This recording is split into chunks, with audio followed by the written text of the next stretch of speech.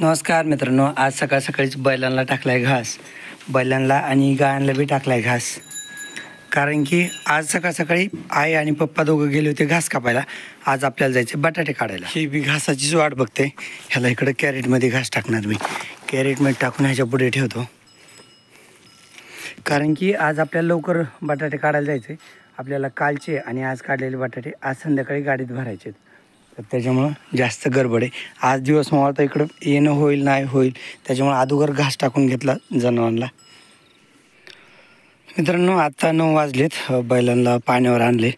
बरं झालं सरजे इथं पाणी पितोय. परत तिकडं पाणी पित नाही काटवण्यात कुठं. आणि आज काटवण्यातल्या शेतात जायचं. चिमण्या पण पाणी पितोय आणि सरजा पण पितोय. कारण की ह्यांना आज मी उठलं कीच खायला टाकलं होतं. सकाळ सकाळी कोरडा भुस्सा खायला टाकलं होतं. म्हणजे घास टाकला ना, घासाच्या अगोदर कोरडा भुस्सा खायला टाकला होता. मग कोरडं खाल्लं ना, सरजा पाणी पितो इथंच. आता कोरडं खाल्ल्यामुळे तो पाणी पितोय. जर फक्त घास खाल्ला असता ना, मग पाणी प्यायला नसता. ते पण म्हणजे सकाळ सकाळी 9ला. त्यांना सवय 10 वाजता पाणी प्यायची, 10 साडे10ला. आपल्याला रोज उशीर होतो ना, पण आज गडबड आहे. चिमण्या तर भरपेट पाणी पितोय. बस जगलं पाणी पण काय अडचण नाही. आणि सरजा बी. चला आता बैलगाडी झोपली. ह्याच्यात अवजार घेतले पाठीमागं. बळीराम शिळवाटे कॅरेट घेतलेत. आपल्याला कॅरेट लागतात. 1-2 दावे घेतलेत जे लागतात आपल्याला ते. चला आता हे जनावर पप्पा ह्यांना आज लवकर सोडणार आहेत, कारण की नंतर पप्पांना बटाट्यासोबत जायचे ना, तर त्याच्यामुळे पप्पा ह्या गावरान जनावरांना आत्ता लगेच चरायला सोडणार आहेत 9:30 पावणे 10ला. मग लवकर बंद बी करायची हे जनावरं, कारण पप्पा मग बटाट्यासोबत जातील. बाकी जरशा गायांनी खाल्लेलं आहे. तिथं आपल्या कुट्टीसमोर तिथं नेपियर पडलेला आहे, तर तो पप्पा थोड्या वेळाने कुट्टी करतील नेपियर. आणि बैलांनी तर खाल्लं आहे आणि पाणी पण पिलेत. तिकडं खायला पण टाकेन. हे बघा, ही एक नेट घेतली. आपल्याला बटाटे ह्याच्यावर टाकायचे, त्याच्यामुळं ही नेट लागतेच, हिरव्या कलरची नेट. यार, ह्या बगळ्यांना अगोदरच माहीत होतं का मला इथं बटाटे काढायचे आहेत.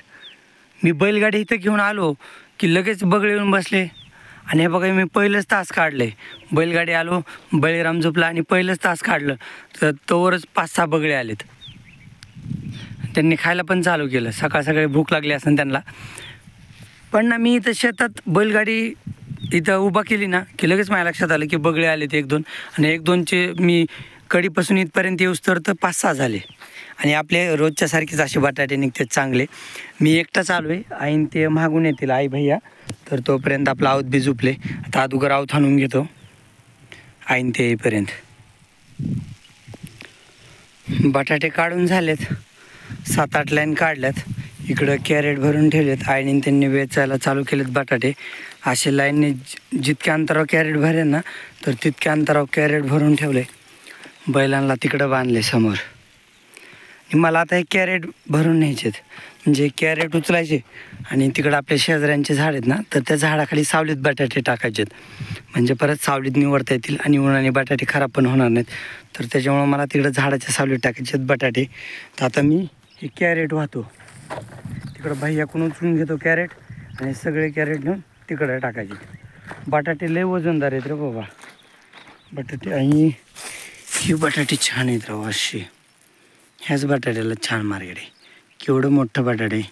आपल्या घरापासल्या शेतात एवढं मोठाला नाही झाले बटाटे. तिथले मीडियम साईजचे बटाटे आहेत, पण हे वाले बटाटे चांगले आहेत.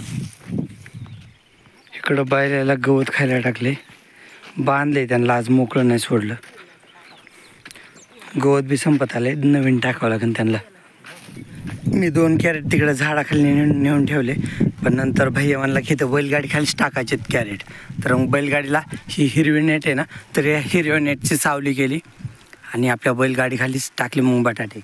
भैया म्हणला की तिकडं अंतर जास्त होतं आहे वाहून न्यायला त्या झाडाखाली.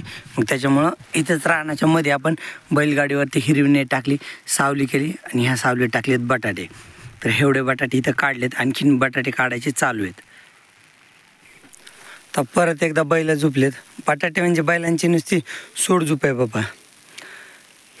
तर राहिलेल्या लाईन काढायच्यात. 4-5 लाईन राहिल्यात. परत एवढ्या लाईन काढल्या ना, मग परत बैलांना सोडून द्यायचं. मग परत गवत खातेन. आपल्या विहिरीचं पाणी जरा कमी झालं आहे. म्हणजे मागच्या वेळेस बघितलं ना, त्याच्यापेक्षा थोडं कमी, पण बरं चांगलं पाणी.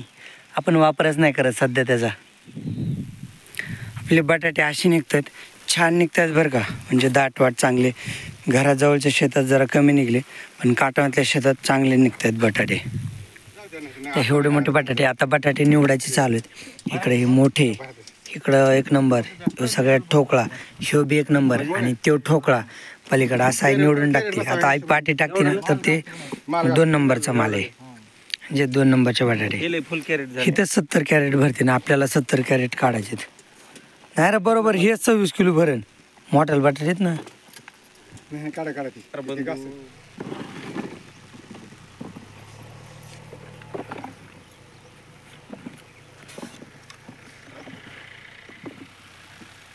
आता बटाटे सगळे भरून झालेत पिकअपमध्ये.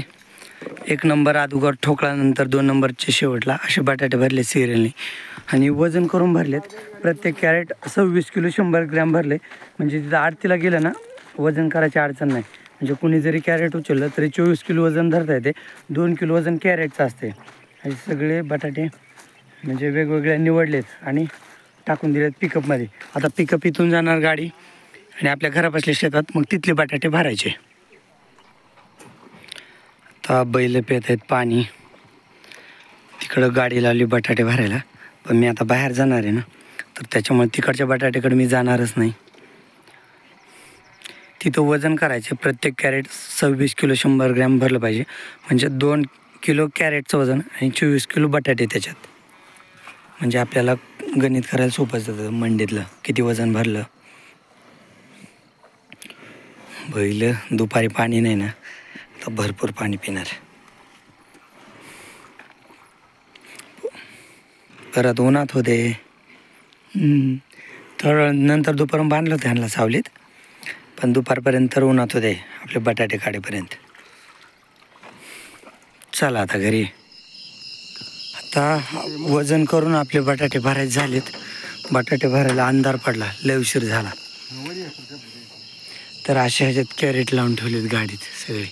हे ठोकळा, ह्यो 2 नंबरचा, आणि तिकडे 1 नंबरचा माल आहे ते. हां, इकडे 1 नंबरचा आहे. इकडं म्हणजे उद्या मार्केटमध्ये ना उतरताना लक्षात यावं म्हणून असे वेगवेगळे ठेवलेत कॅरेट. सगळे कॅरेट भरलेत 79. कॅरेटचं वजन आहे 26 किलो.